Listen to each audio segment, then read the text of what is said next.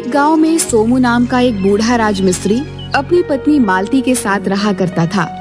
उसकी पत्नी काफी बीमार रहती थी। सोमू को अपनी पत्नी की सेहत की चिंता दिन रात सताया करती थी। एक दिन सोमू गांव में एक चाय की दुकान पर उदास बैठा हुआ था कि तभी गांव का मुखिया वहां पर आ गया। क्या हाल है सोमू? ऐसे मुंह लटकाए काहे को बैठा हुआ है? अब क्या बताऊं मुखिया जी, मेरी पत्नी की हालत दिन ब दिन खराब होती जा रही है। मुझे दिन रात सिर्फ और सिर्फ उसी की चिंता सताए रहती है। अरे तू उसको किसी अच्छे डॉक्टर को क्यों नहीं दिखाता? मैंने तुझसे पहले भी कहा था कि अपनी पत्नी को शहर ले जा। शहर में उसका अच्छा इलाज हो जाएगा।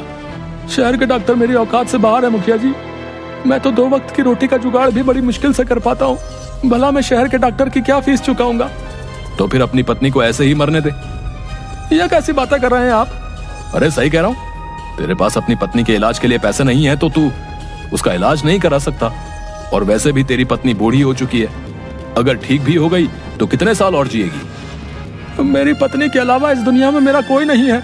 आप तो गांव के मुखिया हैं। मैं कुशल राजमिस्त्री हूँ। अगर आप चाहें तो मुझे कहीं काम दिलवा सकते हैं। अबे तुझे कौन काम पर रखेगा सोमू? अपनी हालत तो देख। चलते हुए तो तेरी टांगे कांपती हैं। तू भला किसी का मकान क्या बना सकता है? तू बस अपने घर पर अपनी पत्नी के लिए दाल बना।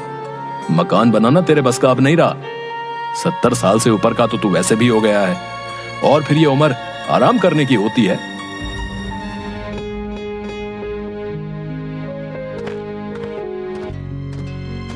ये गलत बात है मुखिया जी। अगर सोमू चाचा बूढ़े हो गए हैं तो इसका मतलब ये नहीं कि वो काम नहीं कर सकते। सीधे सीधे आप ये क्यों नहीं कह देते कि आप उनसे काम करवाना ही नहीं चाहते? तुझसे कितनी बार कहा है बल्ली कि जब मैं किसी से बातचीत करा करूं तो बीच में अपनी टांग मत अड़ाया कर। मुखिया की बात सुनकर बल्ली चुप हो गया। वैसे सोमू मेरे पास एक उपाय है। अगर तू उस उपाय को कर लेगा तो तू जिंदगी भर सुखी रहेगा। तेरे हाथ में 4 पैसे भी आएंगे और तेरी पत्नी का इलाज भी हो जाएगा। तो फिर जल्दी बताइए मुखिया जी, मैं अपनी पत्नी के इलाज के लिए कुछ भी करने को तैयार हूँ। सोमू तेरा मकान काफी बड़ी जमीन पर बना हुआ है। तू जमीन को किसी को बेच दे, अच्छे पैसे मिल जाएंगे। और तू किसी और को क्या बेचेगा? तू एक काम कर, तू उस जमीन को मुझे ही बेच दे। आपका मतलब मैं अपना घर बेच दूं? अब तेरी बात समझ में आई। हाँ। ये कैसी बात कर रहे हैं आप मुखिया जी? मैं अपना घर किसी कीमत पर नहीं बेच सकता। वो घर मेरे पुरखों का है, मेरे पुरखों की निशानी है। अबे ऐसे पूर्वजों की निशानी का क्या फायदा बे? जो वक्त पर काम ना आए। सोच ले और समय ले ले। मैं तेरा मकान अच्छे दाम में खरीदने को तैयार हूँ। ऐसे मौके बार बार नहीं आते, समझा? किसी कीमत पर नहीं। और एक बार और उस मकान को बेचने का मेरे मन में विचार भी आ जाता, लेकिन मेरी पत्नी इसके लिए कभी तैयार नहीं होगी। उसकी यादें इस मकान में ज्यादा जुड़ी हुई हैं। तो फिर उन यादों को बाजार में बेचा। उससे तुझे जितनी आमदनी होगी उससे अपनी पत्नी का इलाज करा लेना। इतना कहकर मुखिया सोमू का मजाक उड़ाता हुआ वहाँ से चला गया। सोमू की आंखों में बेबसी के आंसू छलकने लगे। दिल छोटा मत करो सोमू चाचा, हिम्मत रखो और भगवान पर भरोसा करो। उसी भरोसे पर तो आज तक जिंदा हूँ बल्ली, लेकिन अब मैं बूढ़ा हो चुका हूँ। मुझसे लोगों के ताने नहीं सुने जाते। मैं लोगों को कैसे यकीन दिलाऊं कि इस बुढ़ापे में भी मेरे शरीर में इतनी ताकत है कि मैं आज भी वो मकान बनाकर तैयार कर सकता हूँ जिसे बनाने में आज के नौजवानों के पसीने छूट जाएं। भाई, मैं आज भी एक से एक बेहतर डिजाइन बनाकर तैयार करके दे सकता हूँ। जुम्मन जमींदार अपनी कोठी बनवा रहा है। आप वहां पर बात करके क्यों नहीं देख लेते? मेरे ख्याल से आपको एक बार जाकर जुम्मन जमींदार से मिलना चाहिए। अगर उसे आप पर भरोसा हो गया तो वो आपको काम दे सकता है। और मैं तो आपके काम को जानता हूँ चाचा। आपके जैसा कुशल राजमिस्त्री आज भी कोई नहीं है। शायद तुम सही कहते हो बल्ली। मैं कल ही जुम्मन जमींदार के पास जाऊंगा। अब मैं चलता हूँ बल्ली, मालती की दवाई का वक्त हो गया है। इतना बोलकर सोमू अपने घर चला गया। उसकी पत्नी मालती को बहुत खांसी हो रही थी। सोमू तुरंत दवाई की शीशी लेकर मालती के पास पहुंच गया। ये लो मालती, दवाई पी लो। लगता है तुमने सुबह से दवाई नहीं पी। डॉक्टर ने बोला था ना कि इस दवाई को सुबह शाम पीना है। इतना बोलकर सोमू ने दवाई मालती को पिला दी। दवाई पीकर मालती को आराम मिल गया। क्या तुमने सुबह दवाई नहीं पी थी? शीशी में दवाई कम रह गई थी, इस वजह से सोचा कि मैं 2 वक्त की जगह 1 वक्त इस दवाई को पीऊंगी। और वैसे भी दवाई तो रोज रोज की ही है ना। तुम तो जानती हो मालती, जब तुम इस दवाई को नहीं पीती हो तो तुम्हें खांसी होने लगती है। अपना ख्याल रखो। तुम्हारे अलावा अब मेरा कौन है? आप जब लोगों से मेरी दवाई के लिए कर्जा मांग कर आते हो तो मुझे बिल्कुल भी अच्छा नहीं लगता। मैं जानती हूँ कि आपके ऊपर वैसे भी बहुत लोगों का कर्जा है। तुम्हें उसकी चिंता करने की जरूरत नहीं है मालती। मैं उन सारे कर्जों को एक ही झटके में चुका दूंगा। बस मुझे काम मिलने की देर है। आज सुबह भी 2-3 कर्जदार तुम्हें पूछते हुए आए थे। चिंता मत करो मालती, सब ठीक हो जाएगा। गांव का मुखिया भी तुम्हारी गैर हाजिरी में आया था, बोल रहा था इस मकान को बेच दो। मालती की बात सुनकर सोमू की आंखों में आंसू बहने लगे। सच बताओ मालती, तो कभी कभी अब मेरे दिल में भी यही ख्याल आता है। ऐसा भूल कर भी मत करना। अच्छी तरह से जानते हो कि इस मकान से मेरी कितनी यादें जुड़ी हुई हैं। तुम्हारी ही बात मेरे दिमाग में आ जाती है। चिंता मत कीजिए, आप अपने जमाने के बहुत कुशल राजमिस्त्री रहे हैं। बस आपको काम मिलने की देरी है। वैसे आज आपको कहीं काम मिला? नहीं मालती, आज भी कहीं मुझे कोई काम नहीं मिला। लेकिन बल्ली बता रहा था कि जुम्मन जमींदार अपनी कोठी बनवा रहा है। तो फिर आप जाकर जुम्मन जमींदार से बात क्यों नहीं कर लेते? कल सुबह मैं जुम्मन जमींदार के यहाँ जाऊंगा। अगली सुबह सोमू तैयार होकर जुम्मन जमींदार के घर के दरवाजे के पास पहुंचा। जुम्मन के यहाँ उस वक्त 2-3 शहरी लोग आए हुए थे। सोमू को देखकर जुम्मन मजाक उड़ाने वाले अंदाज में बोला, सोमू, आज सुबह सुबह यहाँ कैसे? सब ठीक तो है? कहीं तेरी पत्नी मर तो नहीं गई? ये कैसी बातें कर रहे हैं आप जमींदार साहब? मुझे लगा तेरी पत्नी मर गई है और तुझे अर्थी के इंतजाम के लिए कुछ पैसों की जरूरत है, इसलिए तू मेरे पास आया है। लेकिन लगता है कि तेरी पत्नी अभी भी जिंदा है और तू उसकी दवाई के लिए मुझसे पैसे लेने आया है। गांव के लगभग हर व्यक्ति से तूने उधार पैसे ले रखे हैं, वो सब कैसे चुकाएगा? एक बार मुझे अगर काम मिल जाए तो मैं सबके कर्जे चुका दूंगा। तो तूने कहीं काम देखा क्या? तुझे कोई काम देने के लिए तैयार हुआ? उसी के लिए तो मैं आपके पास आया हूँ। बल्ली ने मुझे कल बताया कि आप यहाँ पर अपनी एक आलीशान कोठी बनवा रहे हैं। आप काम पर मुझे रख लीजिए। मैं आपकी कोठी में वो डिजाइन बना कर दूंगा कि आप उसे बस देखते ही रह जाएंगे। मैं अपने जमाने का बहुत कुशल राजमिस्त्री रहा हूँ। सोमू की बात सुनकर जमींदार गुस्से से देखते हुए बोला, तेरा दिमाग तो ठीक है सोमू, हैं? मैं कोठी बनवा रहा हूँ, कोई ईंटों का भट्टा नहीं लगवा रहा जो मैं तुझे काम पर रख लूं। ये जो तुझे शहरी लोग दिख रहे हैं ना, ये सब इंजीनियर हैं। इनमें से एक मेरी कोठी का डिजाइन बनाएगा और दूसरा कुछ और। तू क्या चाहता है कि मैं अपने करोड़ों रुपए तेरे जैसे सड़क छाप बूढ़े के लिए खर्च कर दूं? तेरी हिम्मत भी कैसे हुई सोचने की कि मैं अपनी कोठी के लिए तुझ पर भरोसा करूंगा? आप मुझ पर एक बार भरोसा करके तो देखिए, मैं आपको निराश नहीं करूंगा। इससे पहले कि मैं तुझे धक्के देकर यहाँ से बाहर निकाल दूं, तू यहाँ से खुद निकल जा, वरना लोग कहेंगे कि जमींदार ने एक बूढ़े पर भी तरस नहीं खाया। सोमू निराश होकर नीचे निगाह करके वहां से चला गया। सोमू की बीवी की बीमारी बढ़ती जा रही थी। आसपास के गांव में कहीं भी मकान बनते, सोमू बेचारा वहां पर पहुंच जाता, मगर हर कोई सोमू को गालियां देकर भगा देता था। सोमू परेशान अवस्था में एक चाय की दुकान पर बैठा हुआ था कि तभी उसने देखा कि 2 लोग आपस में झगड़ रहे थे। सोमू ने चाय वाले से पूछा, ये दोनों लड़ क्यों रहे हैं? दिखने में तो अच्छे परिवार के मालूम पड़ते हैं। ये जो सामने सफेद शर्ट पहना व्यक्ति बैठा है ना, इसका नाम राकेश है। और जो दूसरा काले कोट वाला व्यक्ति है ना, इसका नाम गौरव है। राकेश इंजीनियर है और गौरव शहर में बहुत बड़ा कॉन्ट्रैक्टर है।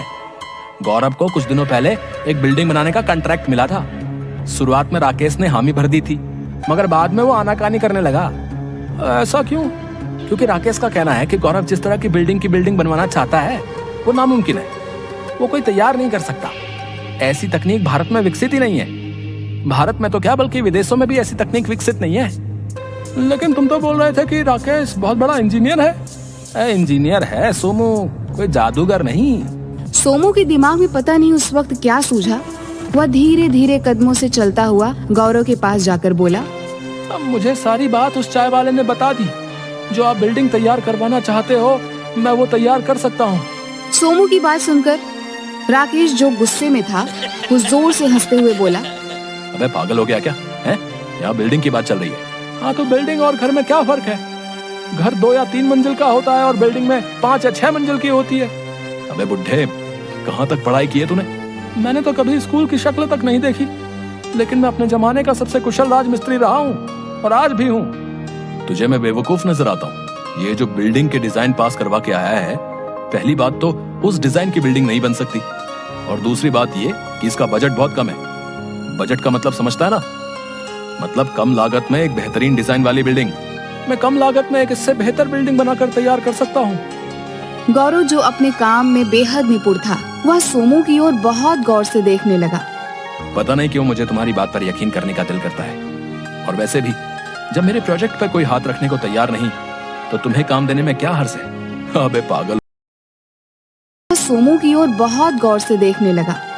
पता नहीं क्यों मुझे तुम्हारी बात पर यकीन करने का दिल करता है। और वैसे भी जब मेरे प्रोजेक्ट पर कोई हाथ रखने को तैयार नहीं, तो तुम्हें काम देने में क्या हर्ज है? अबे पागल हो गया है क्या?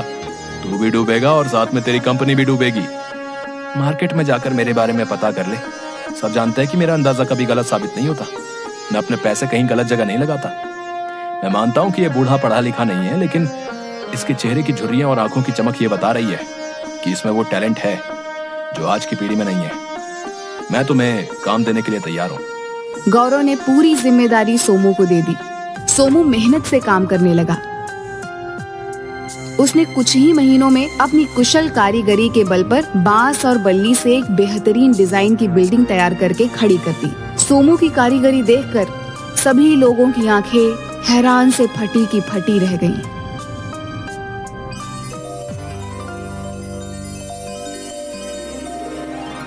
ये तो तुमने कमाल कर दिया सोमू। इस तरह की बिल्डिंग तो पूरी दुनिया में कहीं नहीं होगी। तुम्हें तो इसके लिए इनाम मिलना चाहिए।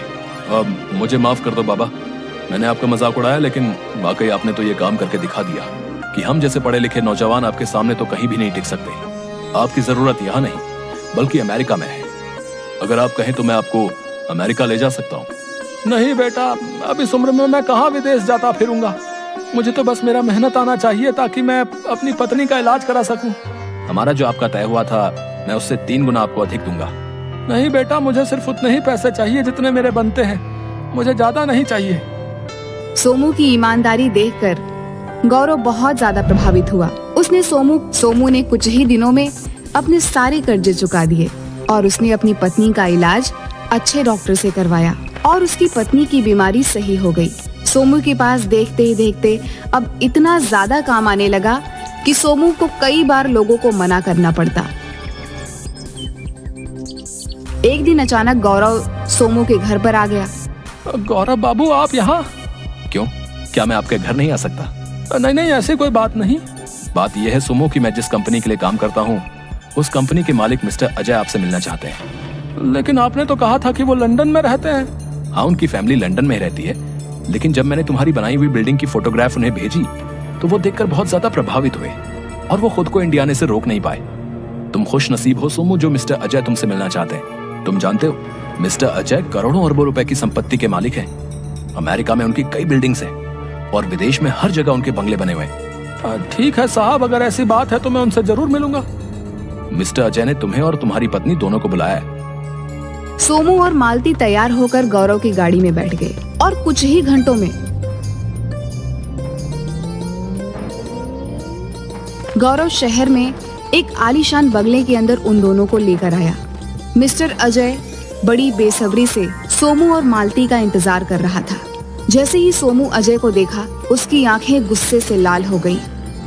अच्छा, तो तुम हो मिस्टर अजय, करोड़ों अरबों के मालिक। अगर मुझे पता होता तो मैं यहाँ पर कभी तुमसे मिलने नहीं आता। मुझे तुम्हारी शक्ल तक नहीं देखनी। गौरव सोमू की बात सुनकर चौंकते हुए बोला, ये क्या कह रहे हो आप? आप जानते हैं आप किससे बात कर रहे हैं? ये मिस्टर अजय हैं, करोड़ों के मालिक। दुनिया के लिए ये मिस्टर अजय होंगे, लेकिन क्या तुम जानते हो ये कौन है? ये कोई और नहीं बल्कि मेरा इकलौता बेटा अज्जू है। सोमू की बात सुनकर गौरव बुरी तरीके से चौंक गया। मुझे माफ कर दीजिए पिताजी, मैंने आपको कहाँ कहाँ नहीं ढूंढा।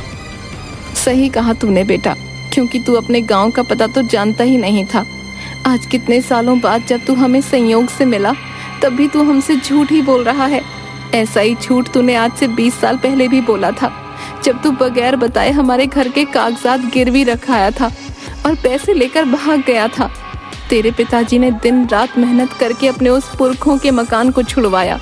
तूने पीछे मुड़कर ये तक नहीं देखा कि तेरे माता पिता किस हाल में हैं। मुझे माफ कर दीजिए पिताजी, मैं बड़ा आदमी बनना चाहता था।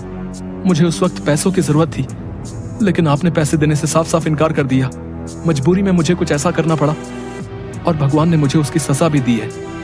पिताजी, शादी के 20 साल बाद भी मेरी कोई औलाद नहीं हुई। ये रुपया, ये पैसा मेरे किस काम का?